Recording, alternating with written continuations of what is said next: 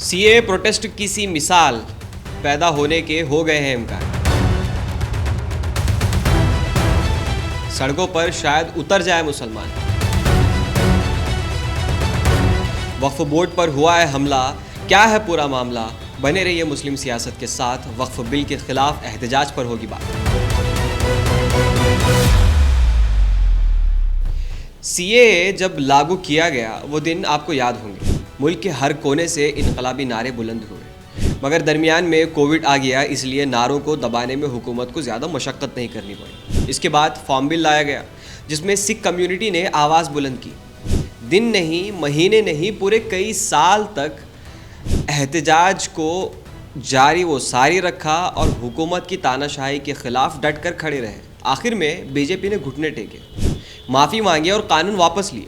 अब वक्फ बोर्ड पर हमला हुआ है और फिर से एक नए इनकलाब की तैयारी है और भरपूर है, क्योंकि रमज़ान में रोज़े की हालत में जो मनाजिर जंतर मंतर के मैदान में नज़र आए वो एक नए इनकलाब की तरफ इशारा करते हैं।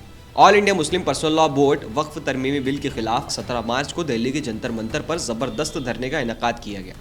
इसमें मुख्तलिफ मुस्लिम तंजीमों और समाजी तंजीमों के नुमाइंदों के साथ ही असदुद्दीन ओवैसी समेत अपोजिशन के कई अरकान पार्लियामेंट को मदऊ किया गया था और वो मौजूद भी रहे वहाँ पर। All India Muslim personal law board के इस एहतजाज के पेश नज़र जंतर मंतर पर भारी तादाद में सिक्योरिटी फोर्सेस भी तैनात देखे गए। ख्याल किया जा रहा है कि हुकूमत पार्लियामेंट के मौजूदा बजट सेशन के दूसरे मरहले में ये वक्फ तरमीमी बिल को ऐवान में पेश कर सकती है। वक्फ तरमीमी बिल 2024 के खिलाफ all India Muslim personal law board के एहतजाज पर भारतीय जनता पार्टी के रहनुमा शहजाद पूनावाला ने कहा कि वक्फ तो सिर्फ एक बहाना है, असल मकसद मुल्क में फसाद भड़काना, आग लगाना और वोट बैंक की सियासत करना है। किस प्रकार से देश में एनार्की पैदा कर दो, देश में दंगों वाला माहौल पैदा कर दो। वक्फ बहाना है, आग लगाना है, दंगे भड़काना है। ये बात शायद शहजाद साहब ने बीजेपी को ध्यान में रखते हुए कही होगी। आगे ये कहते हैं कि all India Muslim personal law board जैसे तंजीमें या फिर इसकी हिमायत करने वाली सियासी जमातें जैसे Congress, TMC, Samajwadi party, MIM वगैरह वक्फ के नाम पर मुसलमानों को वर्गलाने की कोशिश कर रहे हैं। मैं पूछना चाहता हूँ कि क्या संविधान ने जैन बिरादरी या ईसाई बिरादरी को वक्फ जैसे हुकूक दिए हैं? वक्फ के पास जायदाद कब्ज़े में लेने की लामहदूद ताकत क्यों होनी चाहिए? कभी पार्लियामेंट, कभी महाकुंभ, कभी किसानों की ज़मीन पर कब्ज़ा कर लिया जाता है और कांग्रेस, टीएमसी, समाजवादी पार्टी और एमआईएम इस पर खामोश रहती है। वहीं बीजेपी के रुकने पार्लियामेंट और वक्फ तरमीमी बिल 2024 पर मुश्तरका पार्लियामेंट कमेटी जो बनाई गई थी, जेपीसी के चेयरमैन जगदम्बिका पाल ने इतवार के रोज़ all India Muslim personal law board के एहतजाज की मुखालिफत की। उन्होंने दावा किया कि इससे फ़िरकावारियत को बढ़ावा मिल सकता है। ये बात बीजेपी लीडर के मुंह से कुछ अच्छी नहीं लगती। बिल अभी आया भी नहीं, कानून बना भी नहीं, किस सवाल पे आज जंतर मंतर पे all India Muslim personal law board हो, जमायत उलमा हिंद हो या ओवैसी की पार्टी एआईएमएम हो या विपक्ष की पार्टियों को, नेताओं को बुलाया जा रहा है? ये केवल सियासी तकरार है, लोगों के मन में गुमराह किया जा रहा है, सरकार के प्रति केवल एक विरोध करने के लिए कहा जा रहा है।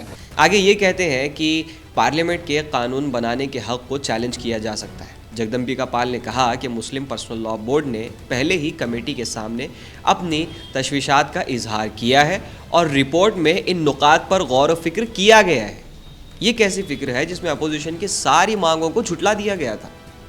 न्यूज़ एजेंसी एएनआई से बात करते हुए बीजेपी के रुकने पार्लियामेंट ने कहा कि इस तरमीम के बाद मुश्तरका पार्लियामेंट कमेटी ने all India Muslim personal law board को अपने सामने बुलाया था। हमने उनकी तरफ से उठाए गए नुकात को अपनी रिपोर्ट का हिस्सा बनाया था, जो कि बिल्कुल झूठ है। फिर वो दिल्ली के जंतर मंतर पर एहतजाज करने क्यों जा रहे हैं? इस तरमीम के बाद एक बेहतर कानून बनने जा रहा है। बेहतर गरीबों, औरतों, बेवाओं और बच्चों को भी वक्फ से फ़ायदा होगा। क्या ही बोले इस पर। उन्होंने all India Muslim personal law board पर अवाम को गुमराह करने की कोशिश करने का इल्ज़ाम लगाया। आज ये अगर अमेंडमेंट आ रहा है तो इस बेहतरी के लिए आ रहा है कि अब वक्फ की प्रॉपर्टी को कोई बेच नहीं पाएगा, वो रजिस्टर्ड होगी, वामसी पोर्टल पे होगा, उसका लाभ गरीब, पसमानदा, बच्चों, अनाथ, विधवाओं को मिले। जगदम्बिका पाल ने कहा कि अगर वो इस वक्त तरमीमी बिल के खिलाफ एहतजाज कर रहे हैं तो इसका मतलब है कि वो मुल्क के अवाम के दरमियान नफरत फैलाने और पार्लियामेंट के इख्तियार को चैलेंज करने की कोशिश कर रहे हैं। क्या बीजेपी के किसी भी लीडर के मुंह से इस तरीके की बातें अच्छी नहीं लगती, क्योंकि फार्म बिल आपको याद ही होगा, जब एहतजाज जुलूस पर था आप ही ने वापस लिया था, आप ही की पार्टी ने माफ़ी मांगी थी। खैर, उनका ये इकदाम जमहूरी नहीं है, ये कहते हैं जगदम्बिका पाल। फिर all India Muslim personal law board AIMPLB ने वक्फ तरमीमी बिल 2024 के खिलाफ 17 मार्च को दिल्ली के जंतर मंतर पर एहतजाज किया है। पर्सनल लॉ बोर्ड के तर्जुमान सैयद कासिम रसूल इलियास ने दावा किया कि हुकूमत का मकसद हिंदुओं और मुसलमानों के दरमियान तफरीक पैदा करना और मुल्क में बदअमनी फैलाना है। इलियास ने कहा, मुख्तलिफ जगहों पर मुसलसल एहतजाज हो रहे हैं और प्रेस कॉन्फ्रेंस की जा रही है। हमें 13 मार्च को एहतजाज करना था, लेकिन उस दिन होली थी, इसलिए अब हमने 17 मार्च 2025 को जंतर मंतर पर एक बड़े एहतजाज का इनेकाद किया है। उन्होंने मज़ीद कहा कि इस एहतजाज में तमाम बिरादरियों के अफराद को मदऊ किया गया है, जिनमें कई अरकान पार्लियामेंट भी शामिल हैं। बीजेपी हमेशा नफ़रत फैलाती है, लेकिन कम अज़ कम हम उम्मीद करते हैं कि इसके इत्तेहादी यानी कि इनके पार्टी से जुड़े हुए लोग हैं वो वक्फ बिल में इनका साथ नहीं देंगे। इलियास ने कहा कि वक्फ जायदादों को कोई ख़ास तहफ़्फ़ुज़ हासिल नहीं है, जैसा कि हुकूमत दावा करती है। ये कहना कि वक्फ को ख़ास तहफ़्फ़ुज़ दिया जाता है गलत है। इस बिल में इस्तेमाल कुनिंदा के ज़रिए वक्फ की शिक शामिल है, जो गैर रजिस्टर्ड मस्जिद, दरगाहों, कब्रिस्तानों से मुताल्लिक़ है। इसकी वजह से तमाम गैर रजिस्टर्ड जायदादें ज़ब्त कर ली जाती हैं।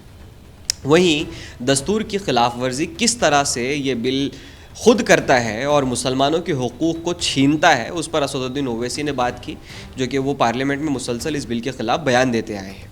अब कुल मिलाकर के मामला ये है कि एक हालात हम लोग देख चुके हैं जब CAA के दौरान बर्पा हुए थे। इस मुल्क के मुसलमान ने जो सबूत दिया था कि अगर तुम हमारे हक़ के फ़ैसलों में हमें शामिल नहीं करोगे और हमारे संवैधानी हुकूक़ की पामाली करोगे तो हम आवाज़ उठाएंगे। तो फिर से हो सकता है कि CAA जैसे मनाजिर हम लोगों को फिर से नज़र आए, क्योंकि वक्फ बिल पर हमला करके ज़ाहिर सी बात है कि बीजेपी मुसलमानों के संवैधानिक अधिकारों का बहिष्कार कर रही है, उन्हें छीनने की कोशिश कर रही है। ये साफ़ है, ये सबकी निगाहों के सामने। अगर ये बिल पार्लियामेंट में पेश होता है तो याद रखिए कि इस बिल को बाआसानी एक कानून बना दिया जाएगा, यानी कि बिल एक्ट बन जाएगा, और तब फिर से हो सकता है कि देश के सारे मुसलमान सड़कों पर उतरें और इस बिल के ख़िलाफ़ अपनी आवाज़ बुलंद करें। इस बिल पर आप क्या सोचते हैं, इस एहतजाज पर आप क्या सोचते हैं, नीचे कमेंट सेक्शन में कमेंट करके ज़रूर बताएं। और एक चीज़ जो आप हमें सपोर्ट करने के लिए कर सकते हैं, अगर हमारा काम पसंद आता है तो यूट्यूब चैनल है हमारा मुस्लिम सियासत के नाम से, वहाँ जाइए और उसे सब्सक्राइब कीजिए अगर आप इंस्टाग्राम पर इसे देख रहे हैं। बाकी मिलते हैं अगले एपिसोड में, अगले वीडियो में, अगले किसी और मुद्दे पर हम लोग बात करेंगे।